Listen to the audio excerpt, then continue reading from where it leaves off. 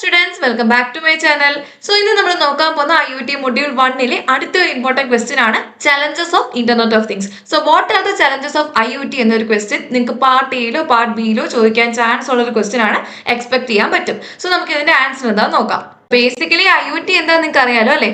Network of interconnected devices, അതിനെയാണ് നമ്മൾ IoT എന്ന് പറയുന്നത്. അപ്പൊ അതിന് എന്തൊക്കെ ചെയ്യാൻ പറ്റും? That are capable of collecting, sharing and acting on data without human intervention. ഒരു ഹ്യൂമന്റെ പ്രസൻസ് ഇല്ലാതെ, ഒരു ഹ്യൂമൻ അതിനകത്ത് ഇൻവോൾവ് ചെയ്യാതെ ഡാറ്റേനെ കളക്ട് ചെയ്യാനും ഷെയർ ചെയ്യാനും അതുപോലെ പ്രോസസ് ചെയ്യാനും എല്ലാം കേപ്പബിൾ ആയിട്ടുള്ള നെറ്റ്വർക്ക് ഓഫ് ഇന്റർകണക്റ്റഡ് ഡിവൈസസ്, അതിനെയാണ് നമ്മൾ IoT എന്ന് പറയുന്നത്. അപ്പൊ അതിന്റെ ഇമ്പോർട്ടൻസ് എന്ന് പറഞ്ഞാൽ എന്താ?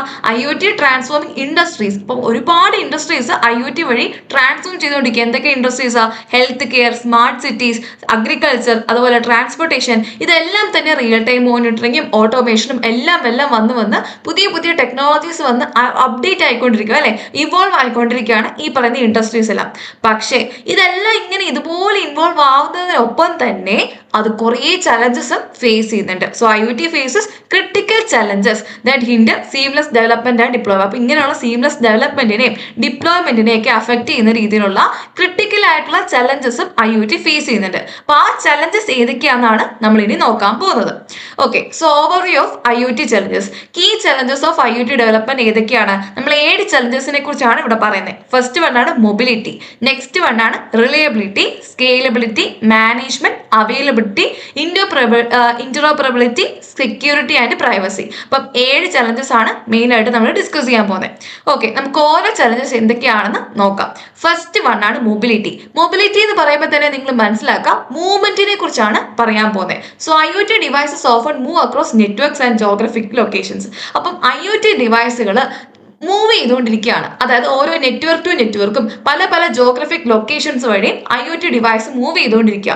സോ അതുകൊണ്ട് തന്നെ അതിന്റെ IP അഡ്രസ്സും ഡൈനാമിക്കലി ചേഞ്ച് ചെയ്ത് വയ്ക്കും. ഒരു സ്ഥലത്ത് നിന്ന് വേറെ സ്ഥലത്തോട്ട് മൂവ് ചെയ്യുമ്പോൾ അതിന്റെ IP അഡ്രസ്സും ചേഞ്ച് ചെയ്യേണ്ടി വരും. അപ്പൊ റൂട്ടിംഗ് പ്രോട്ടോകോൾസ് ലൈക്ക് RPL പോലുള്ള റൂട്ടിംഗ് പ്രോട്ടോകോൾസിന് എന്താണ് ഫേസ് ചലഞ്ചസ് ഇൻ റീകൺസ്ട്രക്ടിങ്. ഈ നെറ്റ്വർക്ക് ഹൈറാർക്കിനെ ഇത് മൂവ് ചെയ്യുന്നതിനനുസരിച്ച് റീകൺസ്ട്രക്ട് ചെയ്യുമ്പോൾ അവിടെ ചലഞ്ചസ് അവർ ഫേസ് ചെയ്യുന്നുണ്ട്. ആസ് ഡിവൈസസ് ജോയിൻ, അപ്പൊ ഒരു നെറ്റ്വർക്കിലേക്ക് ഒരു ഡിവൈസ് ജോയിൻ ചെയ്യുന്നു, ലീവ് ചെയ്യുന്നു. അപ്പൊ മൂവ് ചെയ്യുന്നതിനനുസരിച്ച് IP അഡ്രസ് മാറും. അപ്പോൾ ഓരോ നെറ്റ്വർക്ക് വഴി മാറി വരുമ്പോഴത്തേക്ക് അത് RPL, ഈ റൂട്ടിംഗ് പ്രോട്ടോകോൾസ് ലൈക്ക് RPL അതിന്റെ നെറ്റ്വർക്ക് ഹൈറാർക്കിനെ റീകൺസ്ട്രക്ട് ചെയ്യേണ്ടി വരും. അപ്പൊ അതൊരു ചലഞ്ച് ആണ്.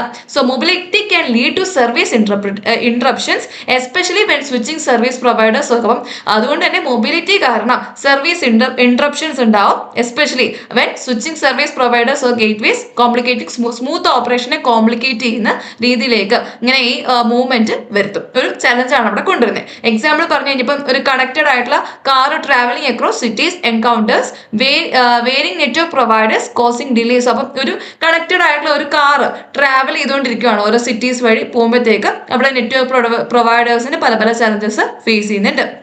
Vary network providers causing delays or ഡിലേസും ഇന്ററപ്ഷൻസും അവിടെ ഉണ്ടാവുന്നുണ്ട്.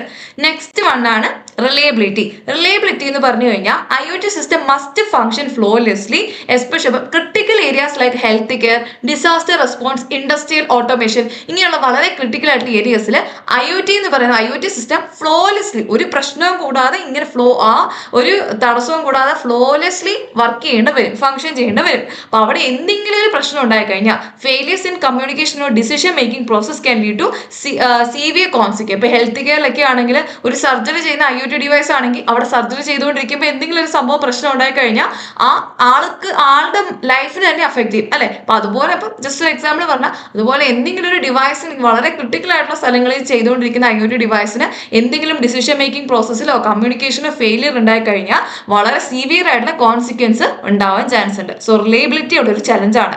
So systems need to collect data quickly. ഇപ്പൊ സിസ്റ്റത്തിന് ഡേറ്റനെ പെട്ടെന്ന് തന്നെ കളക്ട് ചെയ്യണം, communicate accurately and act decisively. Example നോക്കിക്കഴിഞ്ഞാൽ health care delayed or incorrect communication of sensor data can result in life threat. ഇപ്പൊ നമ്മളിപ്പോൾ പറഞ്ഞ പോലെ തന്നെ അല്ലെ, ഇപ്പോൾ ഒരു ഡിലേ ആയിട്ടുള്ള ഇൻകറക്റ്റ് കമ്മ്യൂണിക്കേഷൻ ഹെൽത്ത് കെയറിന്റെ അകത്തൊക്കെ എസ്പെഷ്യലി ആൾക്കാരുടെ ജീവൻ വെച്ചുള്ള കളി അല്ലെ. അപ്പൊ അങ്ങനെയുള്ള സംഭവങ്ങളിലൊക്കെ ഈ IoTക്ക് എന്തെങ്കിലും ഒരു പ്രശ്നം ഉണ്ടായി കഴിഞ്ഞാൽ IoT ഡിവൈസുകൾക്ക് എന്തെങ്കിലും പ്രശ്നം ഉണ്ടായി കഴിഞ്ഞാൽ വളരെ ലൈഫ് ത്രെട്ടണിങ് സിറ്റുവേഷൻസിലേക്ക് പോകും. ഇനി അടുത്ത ഒരു ചലഞ്ചാണ് സ്കെയിലബിലിറ്റി.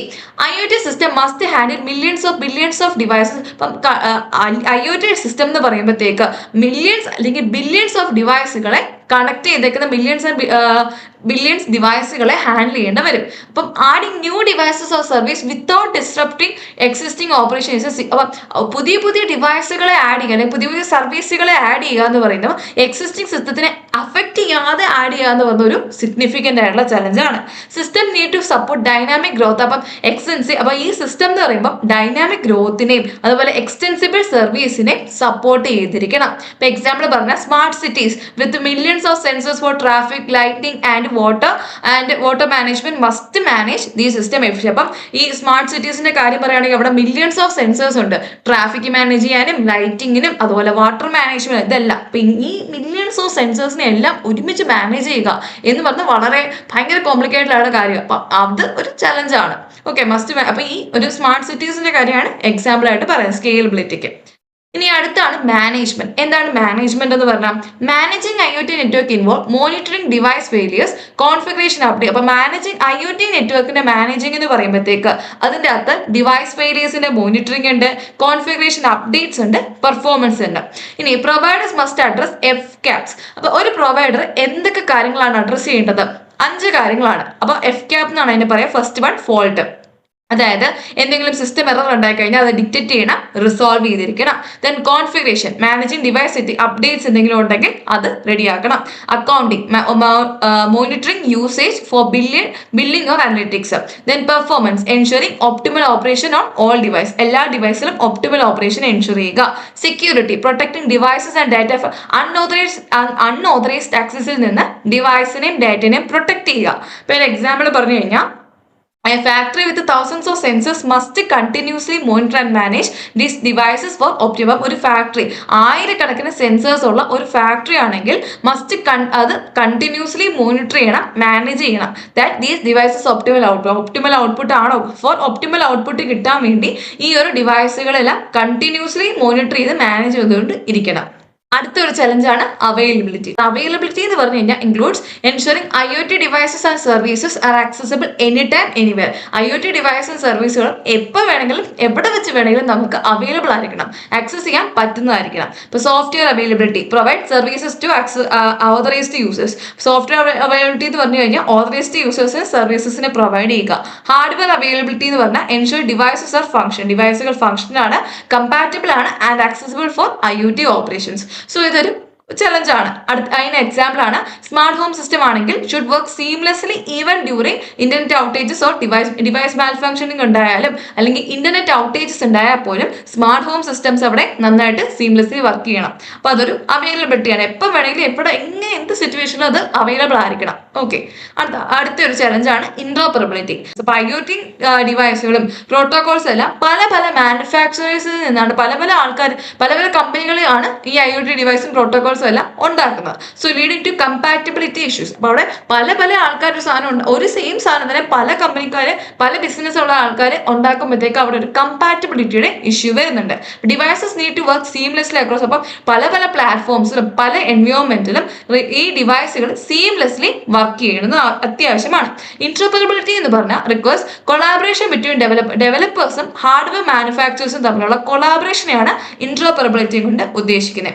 എക്സാമ്പിൾ നോക്കിക്കഴിഞ്ഞാൽ A smart thermostat from one brand must communicate with a home assistant from another. അപ്പം തെർമോസ്റ്റാറ്റ് ഒരു ബ്രാൻഡ് ബിൽഡ് ചെയ്യുന്ന ഒരു ഇപ്പം നിങ്ങൾ ഇത്രയും ഓർത്താൽ മതി. പല പല ബ്രാൻഡ്സ് ഉണ്ടാക്കുന്ന പല പല സാധനങ്ങൾ തമ്മിൽ ഇപ്പം നമ്മളിപ്പം ഒരു മൊബൈലിന് ചാർജർ ആണെങ്കിൽ പോലും നമ്മുടെ വീട്ടിലുള്ള സ്വിച്ച് ബോർഡുമായിട്ട് അത് ഓക്കെ ആയാൽ മാത്രമല്ലേ അത് നമുക്ക് പ്ലഗ് ഇൻ ചെയ്യാൻ പറ്റത്തുള്ളൂ അല്ലേ? അപ്പം സ്വിച്ച് ബോർഡ് വേറൊരു കമ്പനി ആയിരിക്കും, ചാർജറിന്റെ കേബിൾ വേറൊരു കമ്പനി ആയിരിക്കും ഉണ്ടാക്കുന്നത്. അപ്പൊ അവര് തമ്മിലൊരു കണക്ഷൻ ഉണ്ട്, ഒരു കൊളാബറേഷൻ ഉണ്ടായി കഴിഞ്ഞാൽ അല്ലേ ആ കറക്റ്റ് നമ്മുടെ ആ ചാർജർ കൊണ്ട് നമുക്ക് അതിൽ പ്ലഗ് ചെയ്യാൻ പറ്റത്തുള്ളൂ, ആ സ്വിച്ചിലേക്ക് കൊണ്ട് കൊടുക്കാൻ പറ്റത്തുള്ളൂ. അപ്പൊ അതൊരു പ്രശ്നമാണ്. ഇപ്പൊ പല പല കമ്പനീസ് ആയിരിക്കും പല സംഭവങ്ങളും ഉണ്ടാക്കുന്നത്. അപ്പൊ അവിടെ ഒരു കൊളാബറേഷൻ ഉണ്ടെങ്കിലേ നടക്കത്തുള്ളൂ. അപ്പൊ അതാണ് ഇന്റർഓപ്പറബിലിറ്റി എന്ന് പറഞ്ഞത്. ഇനി അടുത്താണ് ഓവർകമ്മിങ് IoT ചലഞ്ചസ്. എങ്ങനെയാണ് നമുക്ക് ഈ IoT ചലഞ്ചുകളെ ഓവർകം ചെയ്യാൻ പറ്റുക? ഇപ്പൊ നമ്മൾ പറഞ്ഞ പോലെ തന്നെ collaboration of stakeholders, developers, manufacturers, service providers, പല ആൾക്കാരുണ്ടാവും അല്ലെ, അവരെല്ലാം തമ്മിൽ ഒരു കൊളാബറേഷൻ മസ്റ്റ് ആണ്. അപ്പൊ അത് അവിടെ ഇമ്പോർട്ടന്റ് ആണ്. ഇനി അടുത്ത് സൊല്യൂഷൻസ് ഇൻക്ലൂഡ്. വേറെ എന്തൊക്കെ സൊല്യൂഷൻസ് ആണ്?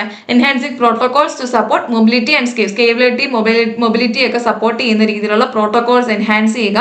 ഇംപ്ലിമെന്റിംഗ് സെക്യൂരിറ്റി മെഷേഴ്സിനെ ഇംപ്ലിമെന്റ് ചെയ്യുക. അതുപോലെ തന്നെ designing interoperable systems from the ground up.